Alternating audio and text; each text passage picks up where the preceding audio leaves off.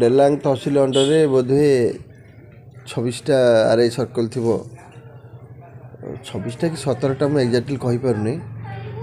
RI ସର୍କଲ୍ରେ ପ୍ରତି RI ସର୍କଲ୍ରେ ଜଣେ ଜଣେ ଏଜେଣ୍ଟ ଅଛନ୍ତି, ଯାହାଙ୍କୁ ଆପଣ ବ୍ରୋକର କହିପାରିବେ, ଦଲାଲ ବି କହିପାରିବେ। ପ୍ରତ୍ୟେକ ଆର୍ଆଇଏଫ୍ସିରେ ସିଏ ପାଉତି କାଟୁଛନ୍ତି, ସିଏ ସବୁ ସମଝୋତା କରୁଛନ୍ତି। କେମିତି ସମଝୋତା କରୁଛନ୍ତି? ଆର୍ଆଇ ଠାରୁ ତହସିଲଦାର ପର୍ଯ୍ୟନ୍ତ ସବୁ କାହାର ପଟ୍ଟା ହେବ, କାହାର ପାଉତି କଟା ହେବ, କାହାର କିସମ ପରିବର୍ତ୍ତନ ହେବ, ଚାଷ ଜମିକି ଘରବାରି ହେବ, ସବୁ କାର୍ଯ୍ୟ ସେମାନେ ଦଲାଲ ମାନେ କରୁଛନ୍ତି ଏବଂ ଦଲାଲମାନଙ୍କୁ ପ୍ରଶ୍ରୟ ଦେଇଛନ୍ତି ତହସିଲଦାର ମାନେ। ପ୍ରତ୍ୟେକ ଆର୍ଆଇ ଅଫିସରେ ଦେଖିବେ ଜଣେ ପ୍ରାଇଭେଟ୍ ଲୋକ ବିଭିନ୍ନ ସମୟରେ ଲୋକଙ୍କର ଯେଉଁ ପଇସା ପତ୍ର ଆସୁଛି, ଧରି ନିଅନ୍ତୁ ଅଦିନିଆ ବର୍ଷା ହେଉ, ବାତ୍ୟା ହେଉ, ବନ୍ୟା ହେଉ, ବିଭିନ୍ନ ପ୍ରକାରର ଅଧିକାଂଶ ଚେକ୍ ଫେକ୍ ଆସୁଛି ସବୁ ହିତାଧିକାରୀ